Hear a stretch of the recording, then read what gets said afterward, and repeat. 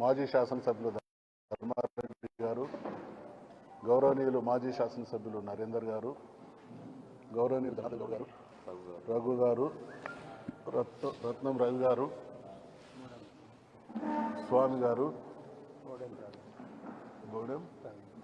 Modem Praveen గారు, లెంకల్ రాజిరెడ్డి గారు, వీర్ల సదానందం గారు, రమేష్ గారు, సోదరులందరికీ నమస్కారం. పోయిన సంవత్సరం 7వ తారీఖు నాడు కొత్తగా కాంగ్రెస్ ప్రభుత్వం కొలువైంది.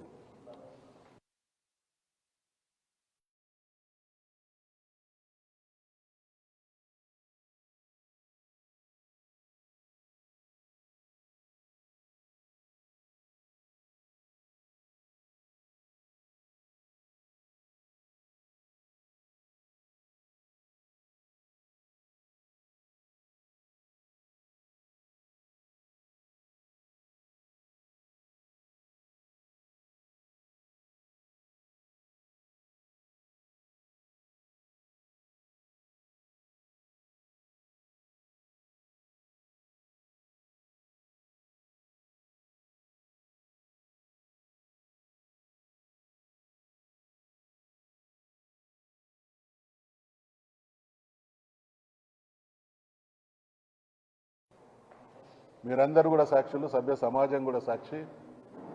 6,70,000 కోట్ల రూపాయలు బీఆర్ఎస్ ప్రభుత్వం తన 10 సంవత్సరాల కాలంలో అప్పులు చేసింది అనేటువంటి ప్రచారంతో దీని వెనుకున్నటువంటి అసలు కుట్ర ఏంటంటే, వాళ్ళు 420 హామీలు ఇచ్చిళ్ళు, 6 గ్యారంటీలు చెప్పారు. ఈ 6లో 13 అంశాలు ఉన్నాయి. ఎన్నికలు జరిగిన తర్వాత అధికారం వచ్చేటువంటి క్రమంలో వాళ్ళు సమీక్షించుకుంటే ఎట్టి పరిస్థితులలో ఇచ్చేటువంటి హామీలను నెరవేర్చడానికి అవకాశం లేదు. కాబట్టి కాలం గడిచిన కొద్దీ ఆ దుర్మార్గం బయటపడుతుంది. కాబట్టి మసిబూసి మారేడు గాయేసి నిందలు బీఆర్ఎస్ ప్రభుత్వం మీద, బీఆర్ఎస్ పార్టీ మీద వేయాలనేటువంటి ఆలోచనతో చేసినటువంటి దుర్మార్గ ప్రయత్నం అదని ఆ రోజు మేము స్పష్టంగా అడుగడుగున బీఆర్ఎస్ పార్టీకి సంబంధించినటువంటి మీరు చేస్తున్నటువంటి ప్రకటనలు, మీరు విడుదల చేస్తున్నటువంటి శ్వేతపత్రాలన్నీ కూడా అబద్ధాల పుట్టలనేటువంటి కామెంటు మేము దాన్ని వ్యతిరేకించడం జరిగింది. అయినా తగుదునమ్మా అన్నట్టు వాళ్ళు ఒక రకంగా దబాయించేటువంటి ప్రయత్నం చేసిండ్రు. ఈ మధ్య మీరు చూసిండ్రు, ఆర్బీఐ హ్యాండ్ బుక్ ఆఫ్ స్టాటిస్టిక్స్లో చాలా క్లియర్గా చెప్పింది, బీఆర్ఎస్ అంటే గడచిన బీఆర్ఎస్ ప్రభుత్వం వచ్చినాటికి ఉన్నటువంటి అప్పు 72,658 కోట్ల రూపాయలు మాకు గత ప్రభుత్వాల నుండి అప్పు సంక్రమించింది. దాంతోపాటు 18,265 రూపాయలు రుణాల గ్యారంటీల రూపాన మాకు ఆ ప్రభుత్వం నుండి వచ్చింది. ఇటీవలి కాలంలో కాంగ్రెస్ ప్రభుత్వం వచ్చినటువంటి తొలి 3 నెలల్లో చేసినటువంటి అప్పు 15,118 కోట్లు, వెరసి 1,06,041 కోట్లు ఈ 3 నెలల కాలంలో చేసినాయి. కానీ అంతకుముందు బీఆర్ఎస్ ప్రభుత్వం రాకముందు ఉన్నటువంటి అప్పులు కానీ ఇవన్నీ కలిపితే అది ఈరోజు ఉన్నటువంటి అప్పు ఎంత ప్రస్తుతం ఉన్నది, 4,28,540 కోట్లు. దీంట్లో నుండి 1,06,041 కోట్లను తీసేస్తే నికరంగా బీఆర్ఎస్ ప్రభుత్వం చేసింది 3,22,499 బీఆర్ఎస్ ప్రభుత్వం 10 సంవత్సరాల కాలంలో చేసినటువంటి అప్పు.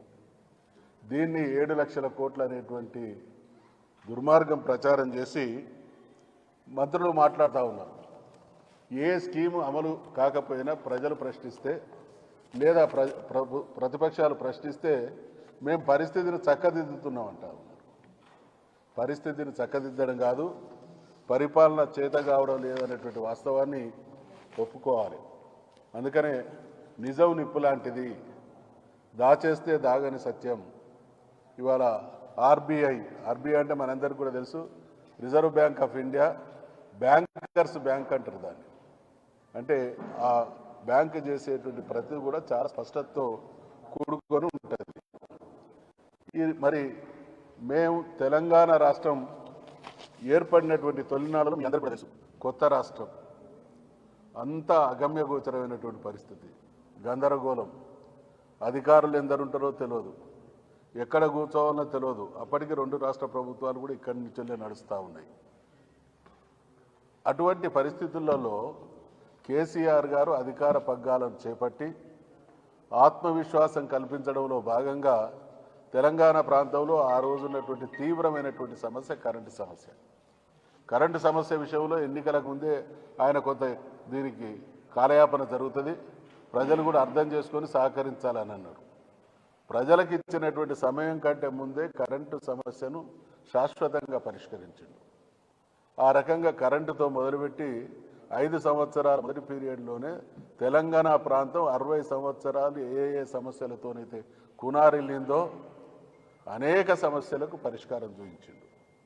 ఆ తదనంతరం వచ్చినటువంటి 5 సంవత్సరాల కాలంలో దేశంలోనే అగ్రగామి రాష్ట్రంగా తెలంగాణ నిలబెట్టిండు. ఇవాళ 10 సంవత్సరాల కాలంలో అద్భుతాలు చేసి ఒక సుస్థిరమైనటువంటి వ్యవహారాన్ని బీఆర్ఎస్ ప్రభుత్వం చేస్తే ఇవాళ వచ్చినటువంటి 1 సంవత్సర కాలంలోనే ఈ గవర్నమెంటు ఎంత అస్థిరత. అందుకనే మేము చెప్తా ఉన్నాం, ఇది మా విధానం. బీఆర్ఎస్ ప్రభుత్వం కానీ పార్టీ విధానం కానీ సుస్థిరత అయితే చిన్నాభిన్నం చేయడం, అస్థిరత్వాన్ని ఆహ్వానించడం అనేది కాంగ్రెస్ పార్టీ విధానం అనేటువంటి విషయాన్ని గుర్తు చేస్తూ ఉన్నాం. ఆ రోజు మేము వచ్చిన తర్వాత అనేక విషయాలలో దేశంలో బీఆర్ఎస్ తెలంగాణ రాష్ట్రం అగ్రగామిగా ఉన్నది. కరెంటు సమస్యల్ని పరిష్కరించడం 10 ఏళ్లలో దేశంలోనే నంబర్ 1 రాష్ట్రంగా అన్ని రంగాల్లో ఖ్యాతి పొందింది. జిఎస్డిపిలో నంబర్ 1 ఉన్నాం, తలసరి ఆదాయంలో నంబర్ 1 ఉన్నాం, తలసరి విద్యుత్ వినియోగంలో నంబర్ 1 ఉన్నాం, సాగు విస్తీర్ణం పెంచడంలో నంబర్ 1 ఉన్నాం, అటవీ విస్తీర్ణాన్ని పెంచడంలో నంబర్ 1 ఉన్నాం, దిగుబడుల్లో నంబర్ 1 ఉన్నాం, ఐటీ ఎగుమతుల్లో నంబర్ 1 ఉన్నాం, పరిశ్రమలలో నంబర్ 1 ఉన్నాం, సంక్షేమంలో నంబర్ 1 ఉన్నాం, మెడికల్ కాలేజీల్లో నంబర్ 1 ఉన్నాం, రెసిడెన్షియల్ పాఠశాలలో నంబర్ 1 ఉన్నాం, సాగునీరు తాగునీరులో నంబర్ 1 ఉన్నాం, వైద్యంలో నంబర్ 1 ఉన్నాం, పల్లె ప్రగతి పట్టణ ప్రగతి నంబర్ 1 ఉన్నాం. ఇవన్నీ బీఆర్ఎస్ పార్టీనో ప్రభుత్వమో క్లెయిమ్ చేసుకుంటున్నాయి కాదు. గవర్నమెంట్ ఆఫ్ ఇండియా కానీ ప్రపంచంలోని అనేక సంఘాలు సంస్థలు ఇచ్చినటువంటి సర్టిఫికేట్స్. ఈ రకంగా ఉన్నటువంటి మరి పరిస్థితి నుండి ఇవాళ కాంగ్రెస్ ఏం చేస్తూ ఉన్నది, అన్ని హామీలను ఎగవేస్తూ ఉన్నది. మీరు కూడా నిత్య జీవితంలో ప్రజల మధ్యన ఉన్నారు. 2 లక్షల రూపాయల రుణమాఫీ పూర్తిగా చేసినామని అన్నారు. అసలు బహుశా నాకున్నటువంటి సుదీర్ఘ రాజకీయ చరిత్రలో ఏ ముఖ్యమంత్రి కూడా గిందరు దేవుళ్ళ మీద ప్రమాణం చేసి అబద్ధాలు ఆడినటువంటి దాఖలాలు చరిత్రలో లేవు. మన ఆరాధ్య దేవుళ్ళందరి మీద ప్రమాణం చేసి రుణమాఫీ పూర్తయిందని చెప్తే ఇవాళ ఎక్కడికక్కడ రైతులు నిలదీసేటువంటి పరిస్థితి కొనసాగుతూ ఉన్నది. 6 గ్యారెంటీలు ఎగవేసిళ్ళు, హైడ్రా పేరిట చేస్తున్నటువంటి దుర్మార్గం, పేదవాళ్ళ ఇల్లు కూల్చేస్తే తెలంగాణ మొత్తం ఒక నెల కాలం పాటు కంటి మీద కురుకులేనటువంటి పరిస్థితి.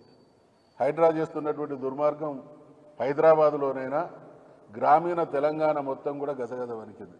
కారణం, బతుకు తెరువు కోసం తెలంగాణలో ఉన్నటువంటి అనేక మారుమూల ప్రాంతాలకు సంబంధించినటువంటి ప్రజలు హైదరాబాద్ నగరానికి వలసపోయి జీవనభృతి వెతుకొని బతుకుతూ ఉన్నారు.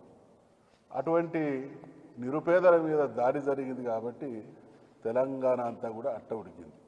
అంటే ప్రభుత్వం అధికారంలోకి వచ్చింది, హామీలు ఇచ్చింది, గ్యారంటీలే అన్నది, మీ జీవితాన్ని అద్భుతంగా మార్చేస్తామన్నది, మహిళల్ని కోటీశ్వర్లను చేస్తామన్నది, అర్హులైనటువంటి ప్రతి మహిళకు ప్రతి నెల 2,500 రూపాయలు ఇస్తానన్నది, వృద్ధులకు 2,000 నుంచి 4,000 ఇస్తానన్నది, విద్యార్థులకు బీసీల విషయంలోనైతే 5 సంవత్సరాల్లో 1,00,00,000 కోట్ల రూపాయలతో బ్రహ్మాండంగా మీ జీవితాలను చరిత్రలో గతంలో లేని మార్పు బీసీలు చూస్తారనేటువంటి హామీని ఇచ్చింది. సంవత్సరానికి 20,000 కోట్లు ఇస్తానన్నది ఇప్పటి వరకు మరి రేపు బడ్జెట్ సమావేశాలు దగ్గర పడ్డే ఆ రోజు మేము లెక్కలలో నిలదీస్తాం, ప్రభుత్వ నిజస్వరూపాన్ని నీకు తెలుస్తాం. ఈ రకంగా అంటే హైడ్రాలు అక్రమ కేసులు లఘుచర్ల నిన్న మీరు చూసిండ్రు ఒక రైతును లఘుచర్లలో ఆ ఏరియా నాయక్ ఏం పాపం చేసిండు. ఆయన తరతరాలుగా మనందరికీ కూడా తెలుసు మహబూబ్ నగర్ ఒకప్పుడు వలసలు పోయినటువంటి జిల్లా. ఆ జిల్లాలో ఈ నీళ్ళు వచ్చి 100 సంవత్సరాలుగా అనువైనటువంటి వ్యవసాయం సాగినా సాగకున్నా భూమిని నమ్ముకొని వ్యవసాయం చేసుకున్నటువంటి రైతులు తీరా వాళ్ళకి నీళ్ళు వచ్చి పంటలు పండే టైం వచ్చేసరికి వాళ్ళ భూములు లాగేసుకుంటున్నటువంటి దుర్మార్గానికి ఒడిగడితే ఈ భూమి మాది, ఈ భూమి మీద హక్కు మాది, మీరు చేస్తున్నటువంటి దాడి భూమి మీద కాదు మా జీవితాల మీద అని వాళ్ళు ప్రతిఘటిస్తే వాళ్ళ మీద అక్రమ కేసులు పెట్టడం, జైళ్ల పాలు చేయడం, తర్వాత కోర్టుకు తీసుకుపోవడానికి బేడీలు వేయడం. ఇంత రాక్షసత్వం ఎక్కడ ఉంటుందా? అంటే ముఖ్యమంత్రి గారి సైకాలజీ చూస్తే నేను జైలుకు వచ్చిన కాబట్టి చాలామంది జైళ్ళకు పంపాలనేటువంటి మానసిక రుగ్మత ఉన్నట్టు కనబడతా ఉన్నది. ప్రతి దానికి ఏమన్నారు చాలా సందర్భాల్లో మీరందరూ కూడా సాక్షులు. హరీష్ రావుని జైలు ఎత్తాం, కేటీఆర్ని జైలు ఎత్తాం, కేసీఆర్ని జైలు ఎత్తాం, ప్రశ్నిస్తే జైలు ఎత్తాం, సోషల్ మీడియాలో కామెంట్స్ పెడితే జైలు ఎత్తాం, మేము హైడ్రాతో కూల్ చేస్తాం, దాన్ని అడ్డగిస్తే జైలు వేస్తాం, లేదా ఆడపిల్లలకు ఫుడ్ పాయిజనింగ్ అయినా ఏరియా నాయకులు లాంటి వాళ్ళు హాస్పిటల్కి పోయినా వాళ్ళను పరామర్శించడానికి పోతే కూడా జైలు ఎత్తాం. ఇదేం రాక్షసానంతం? ఇదంతా దీనికి వెనుక ఉన్నటువంటి అసలు కారణం ఆయనకు అవగాహన రాహిత్యం, అనుభవ రాహిత్యం, అహంకారం, అభద్రత. ఆ మధ్య ఎప్పుడోసారి నిన్న ఇవాళ మీరు టీవీలలో చూస్తూ ఉన్నారు. ఏది బట్టి విక్రమార్క గారి స్టేట్మెంట్, ఎవరిని పట్టుకొని మా సబితమ్మని పట్టుకొని నువ్వు పార్టీ ఫిరాయించడం అని మాట్లాడుతూ ఉన్నారు. ఇవాళ మరి అసలు ఆ బట్టి విక్రమార్క గారు ఎవరి నాయకత్వాన్ని పనిచేస్తూ ఉన్నారు? అన్ని పార్టీలు తిరిగి వచ్చిన ఆయన ముఖ్యమంత్రి అయితే ఈయన ఉప ముఖ్యమంత్రి ఆహో ఓహో అని భజన చేస్తూ ఉన్నారు.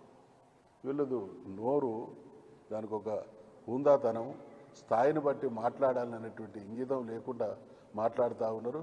ఖచ్చితంగా బీఆర్ఎస్ పార్టీ అడుగడుగున తెలంగాణ కోసం పోరాడినటువంటి పార్టీ, తెలంగాణ తెచ్చినటువంటి పార్టీ, తెలంగాణ ప్రజా ప్రయోజనాలకు కట్టుబడి ఉన్నటువంటి పార్టీ, తెలంగాణే తన ఆశా శ్వాస ప్రాణంగా ఎంచుకున్నటువంటి నాయకుని సారథ్యంలో నడుస్తున్నటువంటి పార్టీ కాబట్టి మేము తెలంగాణ ప్రజా ప్రయోజనాలకు భిన్నంగా ఎక్కడ ఏం జరిగినా నిలదీస్తాం, వాస్తవాలను ఎప్పటికప్పుడు ప్రజల దృష్టికి తీసుకొస్తాం. మీరు చూసి ఈరోజు పొద్దున కూడా మేము నిమ్స్ హాస్పిటల్కి పోవడం జరిగింది. హరీష్ రావు గారు, నేను, సబితా ఇంద్రారెడ్డి గారు, తర్వాత సునీత లక్ష్మారెడ్డి గారు.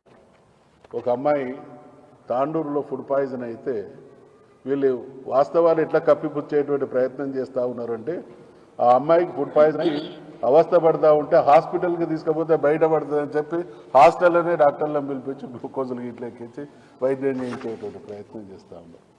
అమానుషం అది వికటించింది. ఈరోజు అమ్మాయి చివరికి నిమ్స్కు రావాల్సినటువంటి పరిస్థితి వచ్చింది. అంటే సమస్య పరిష్కరించడం కోసం మూలాల్లోకి పోయి దానికి కారణమైనటువంటి హేతుబద్ధతను పట్టుకొని దాన్ని పరిష్కరించాలి తప్ప మభ్యపెట్టేటువంటి ప్రయత్నం చేస్తే అది బూమరాంగ్ అవుతుంది, సమస్య తీవ్రత పెరుగుతుంది. అందుకని ఇప్పటికైనా రేవంత్ రెడ్డి గారు మీరిచ్చినటువంటి హామీలు, మీరిచ్చినటువంటి గ్యారంటీలు అమలు చేయండి. కాస్త ముఖ్యమంత్రి స్థాయి ఆ పదవికి ఉండేటువంటి హుందాతనాన్ని దయచేసి దిగజార్చకండి. మీ ప్రతి స్టేట్మెంటు కూడా ఆ హోదాను అగౌరవపరిచే విధంగా ఉన్నది. మొదట్లో 1 సంవత్సరం క్రితం అంటే అప్పటి వరకు మీరు ప్రతిపక్ష నాయకుడిగా ఉన్నారు. ఆ భాషకు ఆ హావభావాలకు అలవాటు పడ్డారు. ముఖ్యమంత్రి అయి కూడా 1 సంవత్సరం అయిన తర్వాత కూడా ఆ మైఫిల్ నుంచి బయటపడలేకపోవడం అంటే నీ మానసిక స్థితే అదా అనేటువంటి డౌట్ వస్తూ ఉన్నది. చాలామంది ముఖ్యమంత్రులు ఈ రాష్ట్రాన్ని పాలించరు. ఎవరు కూడా ఇంతగా మరి ఈ ప్రేలాపనలతో ప్రభుత్వాలను నడిపేటువంటి ప్రయత్నం చేయలే. ప్రజలకు కావాల్సింది ప్రేలాపనలు కాదు, ఫలాలు ఫలితాలు. మీ ప్రభుత్వం ఏర్పడ్డ 1 సంవత్సర కాలంలోనే ప్రజలు నమ్మి మోసపోయినాం అనేటువంటి భావన వ్యక్తీకరిస్తున్నారు. కాబట్టి సంస్కరించుకొని తెలంగాణ గౌరవాన్ని కాపాడు, లేకపోతే ప్రజలు తప్పకుండా సరి అయినటువంటి సమయంలో సరి అయినటువంటి గుణపాఠం చెప్తారనేటువంటి విషయాన్ని గుర్తు చేస్తూ అప్పులు అప్పులు అనేటువంటి తప్పులు మాటలు మాట్లాడడం బంద్ చేయాల్సిందిగా సూచిస్తా ఉన్నాం.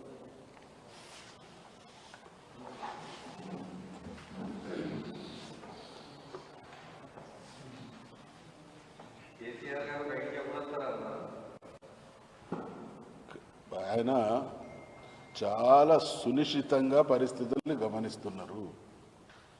అంటే మనందరికన్నా అనుభవజ్ఞుడైన ప్రాక్టికల్ నాయకుడు. మిగతా వాళ్ళు ఏమన్నా ఒక ప్రభుత్వ పనితీరుకు కొంత సమయం అవసరం కాబట్టి దాన్ని పూర్తిగా ఇచ్చిన తర్వాతనే మాట్లాడతాననేటువంటి గంభీరతో ఉన్నాడు. ఆయన ఏ క్షణాన్నైనా బయటకు వస్తాడు.